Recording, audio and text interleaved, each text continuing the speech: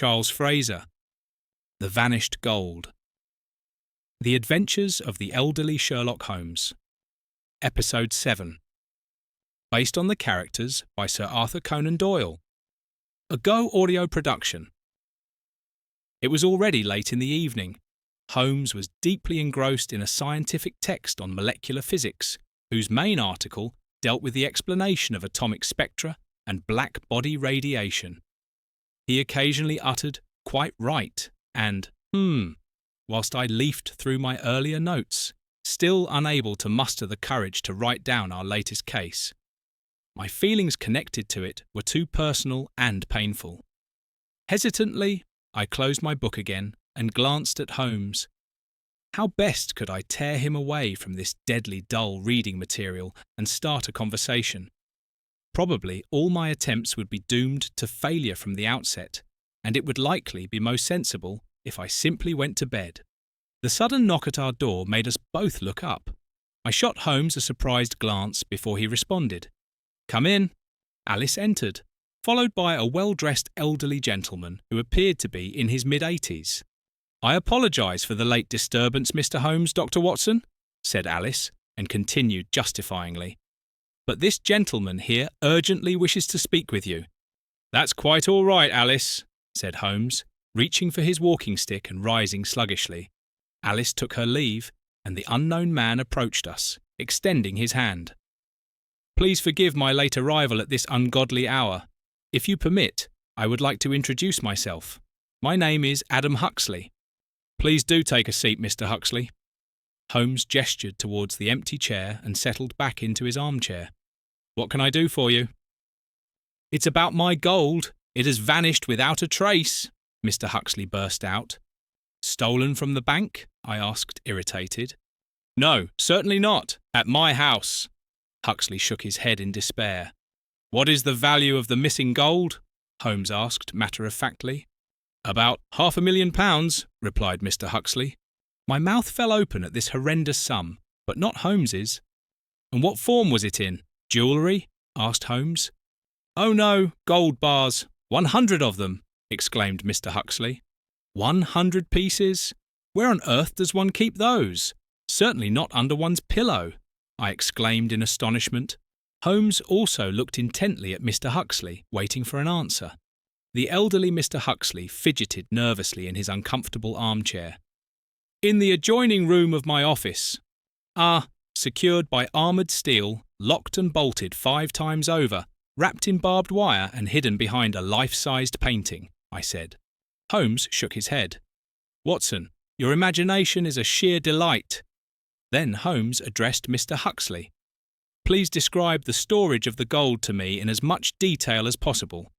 "There isn't much to describe. Through my office one enters another small room, approximately 130 square feet.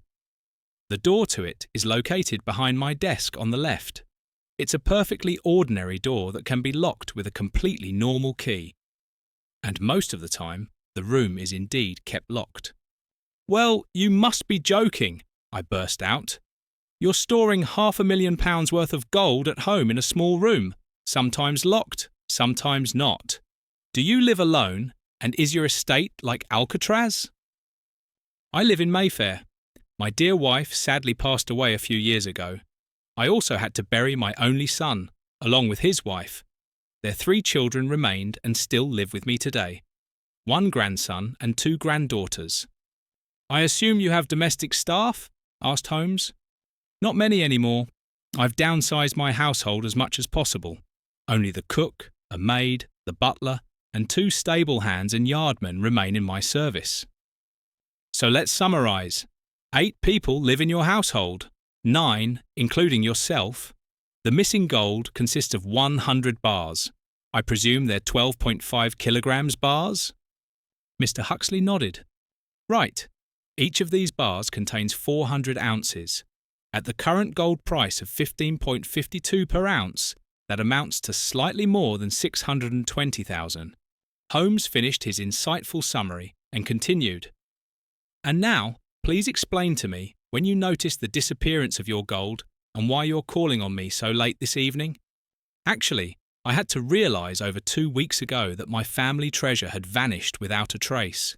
Since then, I've been searching my entire estate every night and during the day whenever the opportunity arises. But nothing, not the slightest trace. I'm at my wits' end now. I'm certain that only someone from my household could be responsible. No one else knows about the gold treasure. That's why I'm calling on you so late in the evening. I sneaked out of the house and arranged for a carriage to come to you. I don't usually leave my property anymore, and I didn't want to arouse any suspicion by my departure, especially since I haven't told anyone else about the missing gold. Very well. We shall take your case, and Dr. Watson and I will confer. Please provide me with your exact residential address so that Dr. Watson and I may call on you tomorrow morning. Mr. Huxley pulled a small card from his jacket pocket and handed it to Holmes. Then he swiftly rose and strode towards the door. Holmes and I watched Mr. Huxley with envy, noting how agile and youthful he moved despite being in his mid-80s. Holmes, struck by vanity, ignored his walking stick and rose with visible difficulty. I couldn't suppress a slight smirk, which immediately earned me one of Holmes's evil glares. "Gentlemen," said Mr. Huxley as he departed, "I thank you and shall expect you tomorrow morning. Thank you for taking on my case. Good evening." "And how shall we proceed tomorrow?" I asked Holmes after old Mr. Huxley had left. "I don't know yet. I'm going to bed now. You should do the same, Watson." "I thought you wanted to consult with me. That's what you just told Huxley." "Good night, Watson," Holmes called out before disappearing. I snorted with contempt. Typical Holmes. How could I possibly believe he would still consult with me? As if he had ever done that. Nevertheless, I had to smile. "Good night, Watson," I said to myself, and went to bed. When Holmes and I sat down for breakfast with the Millers the next day, I informed Alice and Eddie about our late visitor from the previous evening. How can anyone hoard so much money at home, and in gold bars at that? Alice shook her head in disbelief. These bars must take up a tremendous amount of space. I wouldn't even know where to put them, unless, of course, I were to evict you both. Alice looked challengingly at Holmes. He countered.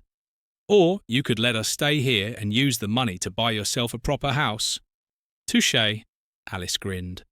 "But joking aside, how do you intend to proceed? Do you already have a plan?" I waited eagerly for Holmes's answer. Let's see if he would reveal more to dear Alice than he had to me. But of course, that wasn't the case. "My good friend Watson here and I will have a look around at Mr. Huxley's, and then, as they say, we'll cross that bridge when we come to it." Barely 2 hours later, Holmes and I were already standing in Mr. Huxley's foyer. The maid had let us in and asked us to wait here for Mr. Huxley. The maid, named Betty, was in her late 30s, had a slim figure and finely chiselled features. Unfortunately, her appearance benefited when she refrained from smiling. Not only was she missing 2 front teeth, but the remaining ones were afflicted by an unsightly yellow-blackish discoloration. Conscious of this flaw, she kept her lips tightly pressed together. Her eyes, however, shone all the brighter.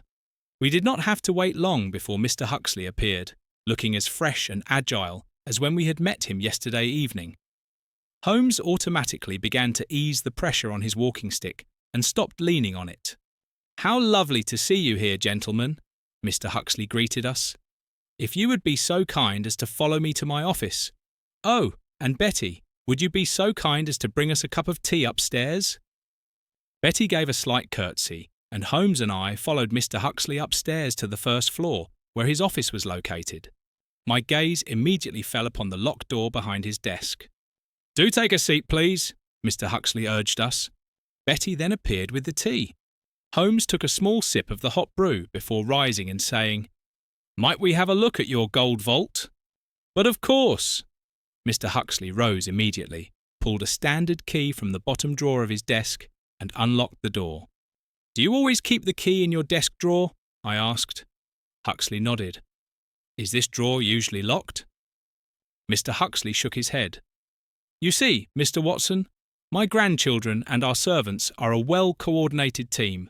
We trust and value each other. There is no ill will or envy amongst us, not even a harsh word. We are all one family. That's why everyone in my household knows about the gold. They are all long-standing members of my family, and none of them would ever think of taking something that doesn't belong to them." He paused briefly. "Or so I believed until now. Apparently, the empty gold chamber proves my delusion wrong." Mr. Huxley lowered his head sadly. Holmes opened the door and entered the empty chamber. He paced the room in a few steps. I followed him eagerly inside, but was disappointed to find that there really was nothing exciting to see in there, and as far as I could tell from Holmes's face, I was certain that he couldn't discover anything either. Holmes came out and scratched his chin thoughtfully.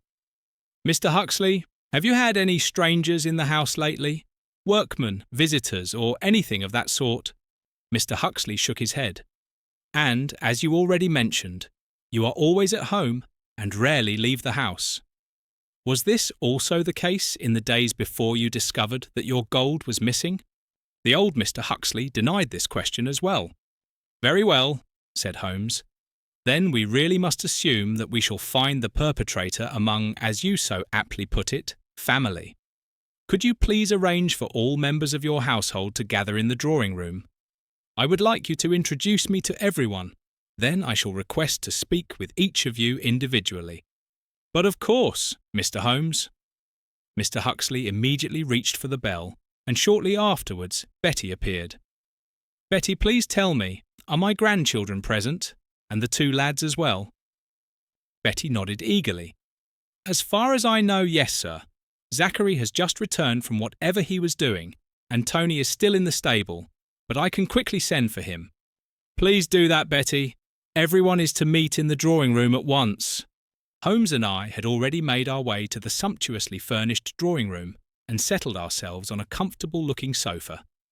One by one, they gradually arrived. When all members of the household had finally gathered, Mr. Huxley took the floor. "Thank you all for finding the time so quickly and making your way here. These two gentlemen," he gestured towards Holmes and myself, "are Mr. Sherlock Holmes and Dr. John Watson. They will ask you some questions in turn and get to know you better." Confusion spread among the residents, but Mr. Huxley continued. "A few days ago, an incident occurred here that makes the presence of these two gentlemen essential and justifies their questions. So please, be cooperative and answer their questions in good conscience. I thank you." Holmes cleared his throat audibly, briefly studied all those present, and then said, "Good day, ladies and gentlemen.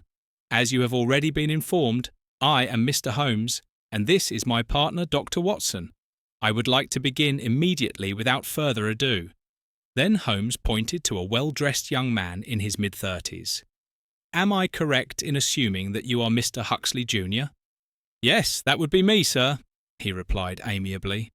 "If I may ask you to accompany us to the adjoining room," said Holmes, and young Mr. Huxley followed us straight away.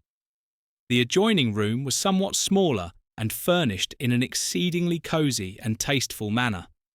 Young Mr. Huxley took a seat at a round, beautifully decorated table opposite Holmes and myself. "Might I inquire as to your given name?" asked Holmes. "Of course. My name is Gerald Huxley. My two sisters and I are old Mr. Huxley's grandchildren. Our father was his son. Sadly, our parents both lost their lives in a tragic accident years ago. Since then, we have been living here on our grandfather's estate."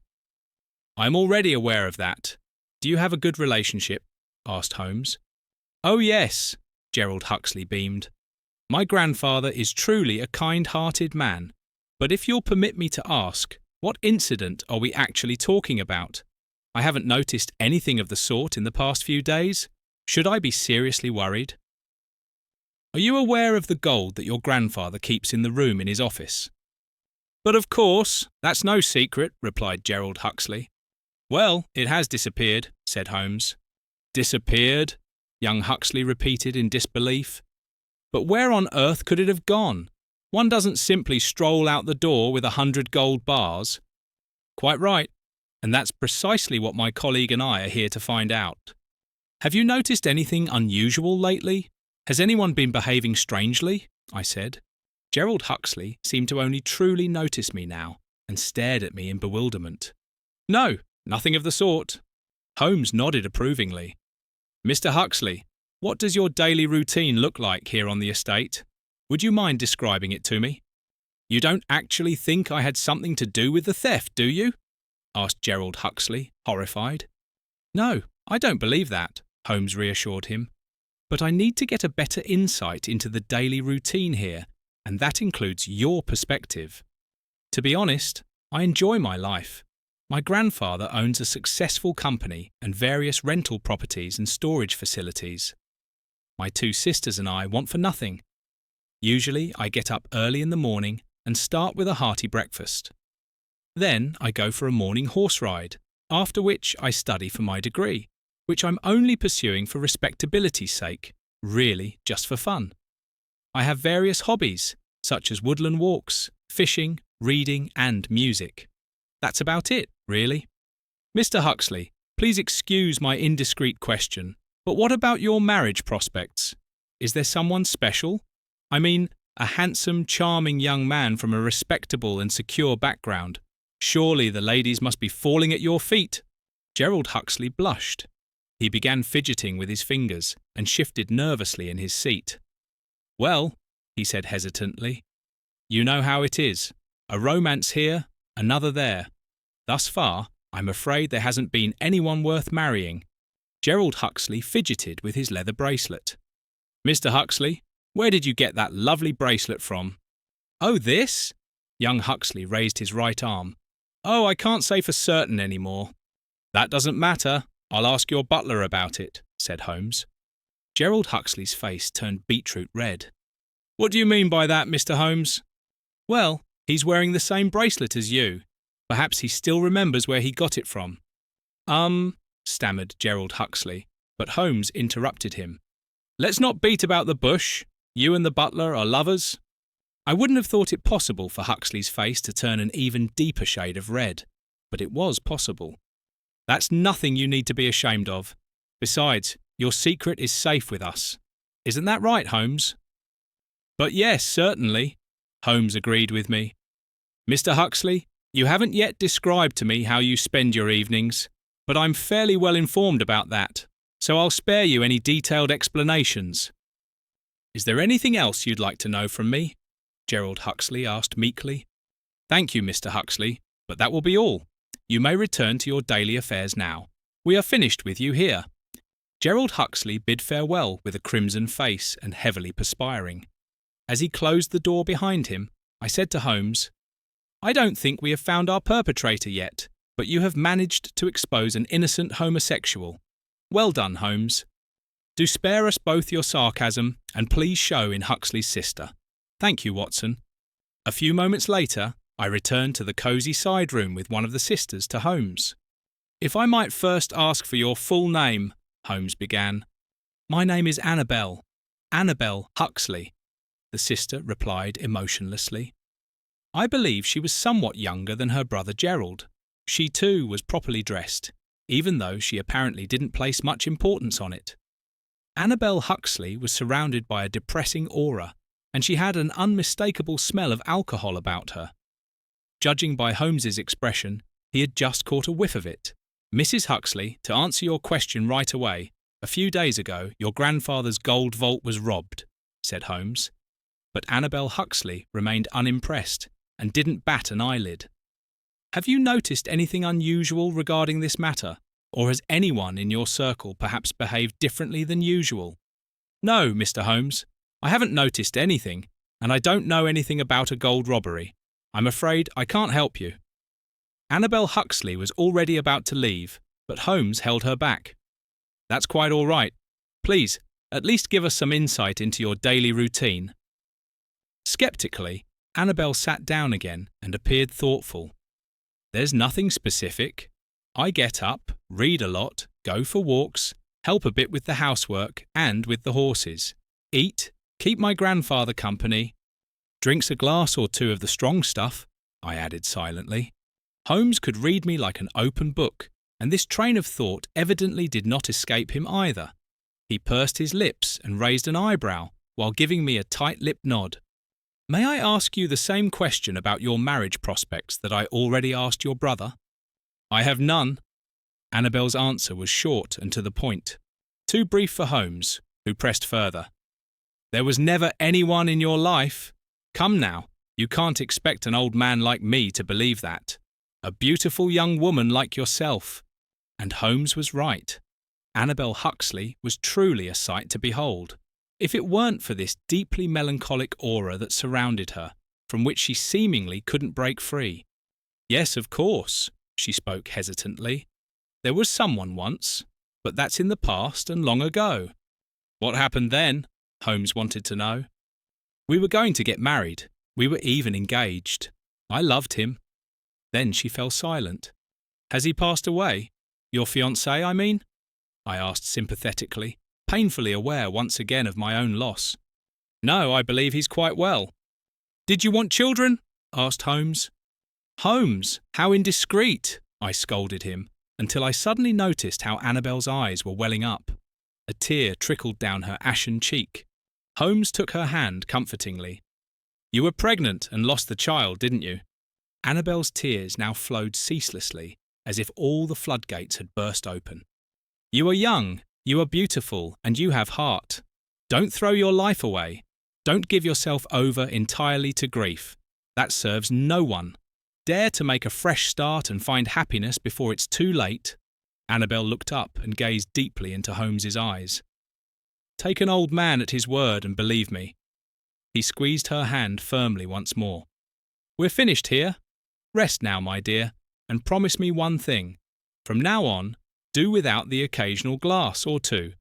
When Annabel Huxley left the room, leaving Holmes and me behind, I said to Holmes, How in the devil's name did you know about this woman's misfortune? It wasn't difficult to deduce. She has a serious alcohol problem, is young, beautiful, but deeply depressed, and shows no interest in her surroundings or relationships. She mentioned there was once someone who hadn't died, and from that point the situation was clear to me. But the relationship could have simply broken down, I pointed out. There is no greater pain for a woman than the loss of her own child, be it born or unborn. Something has broken within this woman that no man could ever break. We sat in silence for a few minutes until Holmes spoke again and said, Watson, would you be so kind as to show in the next nurse? I'm genuinely curious about this conversation. Let me sum up. In interview number 2, still no perpetrator, but instead a weeping, devastated woman exposed as an alcoholic. I'm not sure you're making any friends here, Holmes. Sister number 2 had a slightly arrogant demeanour about her. Certainly she too was a beautiful woman, but she lacked that natural quality. She simply didn't have that sparkle in her eyes. Your full name, please. Holmes opened the conversation. My name is Lucinda Huxley, Mr. Holmes, she said coquettishly. Holmes also revealed to her the secret of the missing gold. However, she too seemed completely surprised by this fact and denied having experienced any strange events. When Holmes asked her about her daily routine, she replied, Well, you see, a lady such as myself doesn't pursue any specific occupation. I spend a great deal of time maintaining my appearance and taking care of myself. But surely one cannot spend the entire blessed day doing that, I blurted out. No, certainly not all day, and she smiled mischievously. Let's get straight to the point, said Holmes. You're having an affair with a wealthy married man, and are waiting, as I can assure you from experience, in vain for him to leave his wife and commit to you. Lucinda Huxley's mouth fell open for a moment. How do you know that? You're wearing exceptionally valuable, expensive jewellery that you couldn't possibly afford yourself. This means you received these pieces from someone, and this someone is certainly not your grandfather. While you don't need to contribute to your living expenses, good Mr. Huxley isn't quite that extravagant. Therefore, this can only be a married man. Otherwise, you would have already boasted about an engagement or mentioned your chosen one in your daily routine. But you haven't. And how do I know that your lover won't leave his wife? If he were really considering it, he would have done so long ago, as your, let's call it relationship, has been going on for quite some time now, which one can deduce from the many expensive pieces of jewellery you're wearing. But he promised me, didn't he? Said Lucinda incredulously. Men make many promises when it suits them. End the affair and find yourself something respectable before you become unhappy. I have no further questions for you. Good day. And with these words, Holmes dismissed Lucinda Huxley. Holmes, when on earth did you become a life coach? I could no longer contain my laughter. Age brings wisdom, dear Watson. Nevertheless, I would like to uncover the secret of old Huxley. Did you notice how this octogenarian sprinted up the stairs? I laughed out loud. I knew this circumstance would bother you. Next, I brought in one of the lads. His name was Zachary, and he was responsible for all the work in and around the estate. Zachary, are you aware that your employer's gold has been stolen? Holmes asked the young man. Good heavens, no, Zachary blurted out. So that's why you're here. You're detectives, aren't you? Have you found the culprit yet? No, of course not. Otherwise you wouldn't still be questioning me, would you? Holmes replied pragmatically. You have already correctly answered each of your own questions. Do you have any idea who might have done it? You think it was one of us? Yes, I suppose you must. No, I have no idea, and I haven't noticed anything peculiar either, because that's surely your next question. Am I right? Yes, you do, Holmes replied curtly, apparently taking a dislike to the young chap. Tell me, you've only just returned? Where exactly were you? Holmes wanted to know. I was out for a walk, Zachary replied curtly. Are you a hunter? No. Oh my, Zachary's answers were becoming more monosyllabic. Do you own a weapon, a rifle? No again, whatever gave you that idea? Well, in that case, you've just lied to me. You were poaching. Zachary started to laugh unnaturally. Me? Poaching? Most certainly not. You've come straight from the woods. This is proven by the traces of soil and moss on your shoes and trousers. Moreover, you have small blood splatters on your trousers, and I'll assume in your favour that it's animal blood rather than human blood. The faint scent of a discharged weapon still clings to your clothing.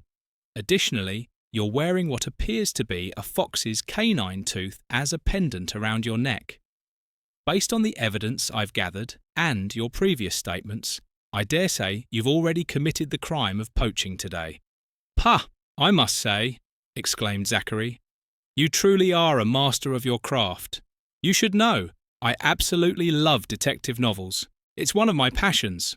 You mean besides poaching? I blurted out cheekily. Young Zachary appeared visibly impressed by Holmes's abilities. He had completely forgotten that Holmes had just caught him committing a crime. Zachary, I'm done with you for now. Go to your chamber and wash up and put on something clean. I couldn't believe that Holmes was already dismissing Zachary. But Holmes, why are you letting the fellow go already? Are you certain he has nothing to do with the gold theft? I asked Holmes once Zachary had left. Quite certain. Although he lied to me about the weapon and may have committed a crime, I don't believe he would betray his master in such a way.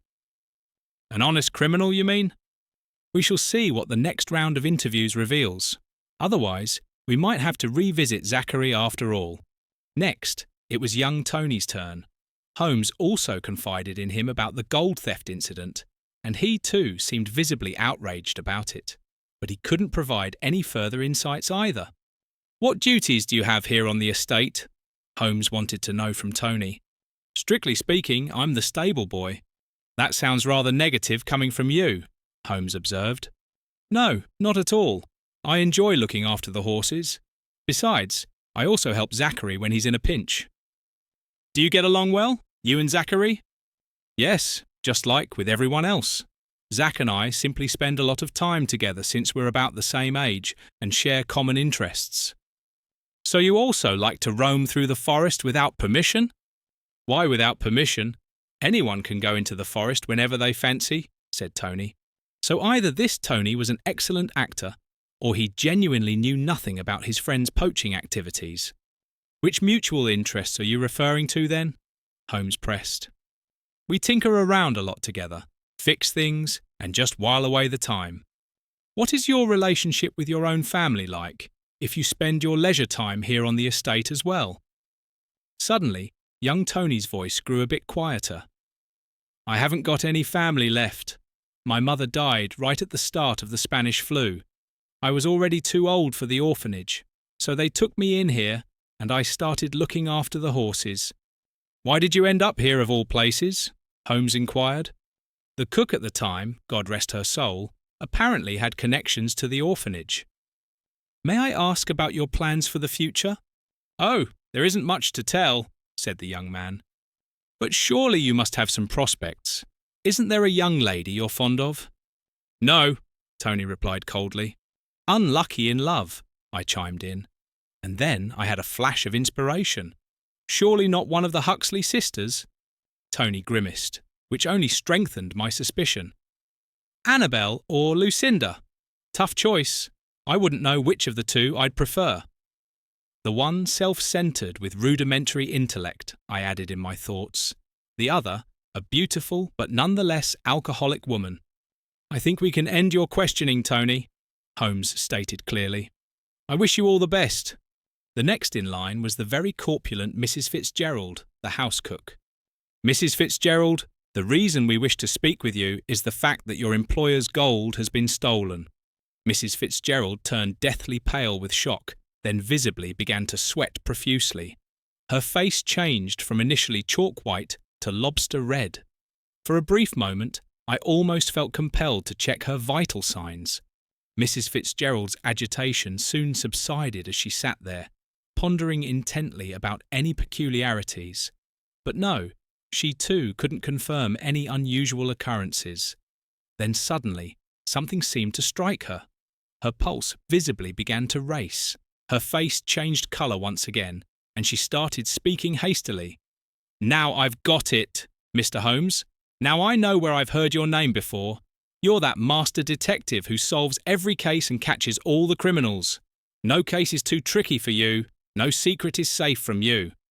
"My dear lady, thank you for the kind words," replied Holmes, visibly flattered. "But your description seems more fitting for a character in a novel than for the person standing before you." But suddenly, Mrs. Fitzgerald's euphoric mood changed to one of anxiety. She fell silent instantly and pressed her thin lips tightly together. Her eyes were wide open and watchful. Holmes was startled by this abrupt change of mood. "Mrs. Fitzgerald, what's the matter? Is there anything I can do for you?" "Mr. Holmes, I confess everything," the woman began to whimper. Holmes and I looked at each other in bewilderment. "You confess to having stolen the gold?" I asked cautiously. "Oh, the gold, no, of course not," she exclaimed. "But I am guilty of other transgressions." She suddenly burst into tears. This day at the Huxleys was slowly beginning to test my good nature. Holmes must have felt the same way.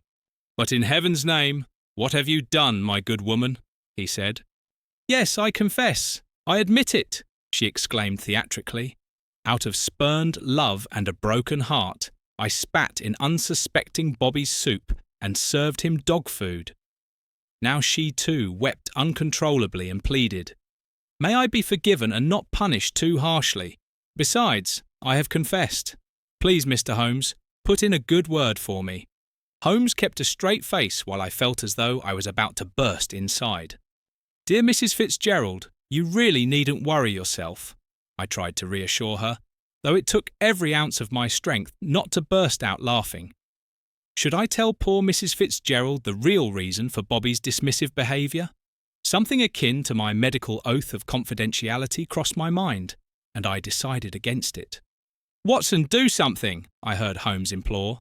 I took Mrs. Fitzgerald by the arm and escorted her to the door. "Well, that only leaves the butler Bobby then," I said to Holmes. "For questioning or as the perpetrator?" asked Holmes. "I think both." "Don't be too sure about that," Holmes said ominously. "Watson, do show him in." A few moments later, Holmes and I found ourselves seated across from butler Bobby. "Your name is Bobby, correct?" I asked. "Please call me Robert. Actually, there's only one person here who calls me Bobby." "Then you know exactly who we've been talking to about you," I said. Robert nodded, and I continued. "Is she a good cook? Mrs. Fitzgerald, I mean. Have you ever noticed anything unusual about the food?" Watson, I believe I'll take over from here. Holmes gave me a stern look.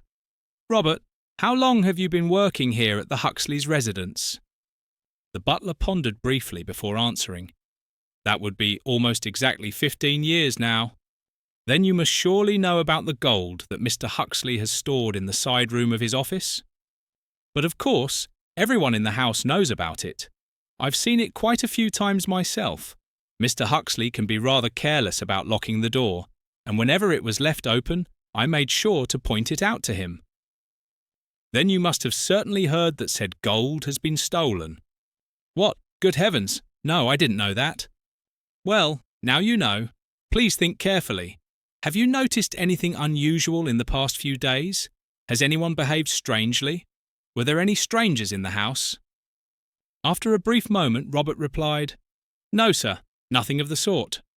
Thank you, Robert. That will be all. You may return to your work. The butler said goodbye and closed the door behind him. But Holmes, why didn't you ask him anything about his personal background? You dismissed him too quickly. I disagree. Why should we torment this man with personal questions that are irrelevant to the matter at hand and, quite frankly, none of our business? This man is honest to the core. Let us speak with Mr. Huxley Sr. once more. Perhaps we've overlooked something. Or perhaps the perpetrator isn't among the household members after all. We have, after all, recovered all the bodies from the cellar, I observed. No, I am certain we have already questioned the thief. Watson, think about it. We're dealing with a very large quantity of gold bars here. These have considerable weight and require a certain amount of space. A thief from outside the house cannot simply march in here, empty the entire room and transport everything away at once. This procedure takes time. I'm even convinced that the gold is still somewhere here on the premises. But as I said, let's speak to Mr. Huxley Sr. once more. Watson, would you be so kind as to ask him to join us? So how is the evidence collection coming along? Mr. Huxley asked us euphorically. Unfortunately, not as we had hoped, Holmes admitted. While we learned a great deal of interesting information from your grandchildren and staff, nothing useful has emerged that could help us solve the case. Is there anything else from your side that we absolutely need to know? I wouldn't know what, replied Mr. Huxley. But Holmes wasn't satisfied with that. Mr. Huxley, you are an honourable man. That much is certain. But hasn't there been a single situation in your past where you didn't act properly? Something you'd most like to undo today? How did you come by your wealth? Did you engage in any shady dealings? Do you owe anyone anything? Have you ever behaved inappropriately towards any of your grandchildren or employees? Anything that you might not see a connection to, but that could still be important? Think carefully. We currently have no other leads or directions in which to investigate. No, I can't think of anything, Mr. Huxley said after intense reflection. The only thing I regret now was a brief affair with a woman from the village. I was already old then, while she was just a young thing. She fell pregnant and I bought her silence. But that has nothing to do with this and happened over 20 years ago. Lord knows I'm not proud of it. Mr. Huxley, Mr. Holmes and Dr. Watson, come quickly! Betty came running through the door, breathing heavily and barely able to get a sensible word out due to her excitement. I only understood Zachary. Shot, doctor. But these 3 words were enough to throw us into a state of high alarm and follow the breathless Betty. She ran straight outside and towards the stable. I saw young Zachary lying on the ground covered in blood. I stood frozen before him. My trauma lay before me in the form of my beloved wife Caroline, dead on the ground. I felt cold. Sweat broke out from every pore and I began to shake. Then Holmes grabbed me by the shoulders, shook me vigorously and shouted at me, "Watson, the boy's still alive. Quickly, he's bleeding out." The doctor in me gained control over my demons. I knelt purposefully beside the gravely injured Zachary. A quick check. His pulse was still palpable, but very shaky and weak. His breathing was laboured and blood was pouring from his torso. With a forceful tug, I ripped open his shirt. I needed to locate the entry wound, but this was easier said than done given the amount of blood. The bullet must have hit a major artery. Yes, here was the entry wound. I had found it. But it didn't look good. I quickly tore off my own shirt and pressed it as firmly as possible against young Zachary's wound. I also demanded Holmes's coat, which I pressed on top of my makeshift pressure bandage that was already soaked with blood. I felt Zachary's heart beat once, twice, 3 times before it ceased to function. Zachary's eyes, wide with horror, looked at me reproachfully. He simply died under my hands. I felt Holmes's hand on my drooping shoulders, attempting to offer comfort. Yet, in such a moment, all consolation is futile. Nobody said a word. I heard Betty quietly sobbing to herself. Mr. Huxley sat slumped on a bale of straw. All strength had left him. Holmes's words pierced the silence. The gunshot wound came from a rifle, buckshot, the sort one uses for hunting. Or for poaching, I said tonelessly. What happened, Holmes? Surely he didn't shoot himself. Or was this meant to be a confession? Holmes shook his head. No, Watson. I'm certain Zachary uncovered the secret and had to die because of it. Finally, Mr. Huxley seemed to regain his composure and came to join us. Holmes paced through the stable, examining it carefully. His gaze scrutinized the dusty, straw-covered floor inch by inch. He stopped at one of the empty stalls. Mr. Huxley and I followed him. The floor was thickly covered with straw, yet the way it was laid suggested a perfect hiding place. Holmes pushed the straw aside with his foot. A bare wooden floor emerged underneath. Nothing again, I noted discouragingly. Wait and see, Watson. Holmes bent down low to the ground, his back creaking, but he continued feeling around with his bony fingers. He managed to grasp a loose board, then another, and then the next. After just the second board, the carefully hidden gold gleamed through. We cleared the entire box of its wooden floor, revealing a veritable treasure beneath. Mr. Huxley, here is your treasure that was believed to be lost, said Holmes. Huxley, however, showed no particular reaction to this, but merely asked one question. Who was it? It was Tony, your son. This unexpected revelation of late fatherhood made the otherwise steadfast-looking Mr. Huxley stagger. My son? I don't understand. You had just told us about your affair when Betty interrupted us with this shocking news. Well, Tony is the result of your affair. But I had no idea, stammered Mr. Huxley. You didn't, but Tony apparently did. Perhaps his mother told him before she died? Perhaps he could put 2 and 2 together and recognize the physical resemblance to you. I don't know, but it seems he thought he was entitled to your family gold. So Tony wasn't in love with Annabel or Lucinda at all, as I had wrongly assumed, but rather it was envy that made him react that way, I concluded. Quite right, Watson, Holmes praised me. Tony definitely removed the gold bar by bar from your office and hid it here in the stable, which was rather obvious since he spent most of his time here. Zachary must have caught him by surprise when he wanted to check once more that the gold was safely stored. I reckon there was a scuffle between the lads. During this, Tony stole Zachary's rifle and shot him. What an irony of fate! Poaching with it in the morning, shot dead with it in the afternoon, I said. Watson, you're being rather theatrical today, Holmes scolded me. Suddenly, a shot rang out. That came from the house, Mr. Huxley called excitedly.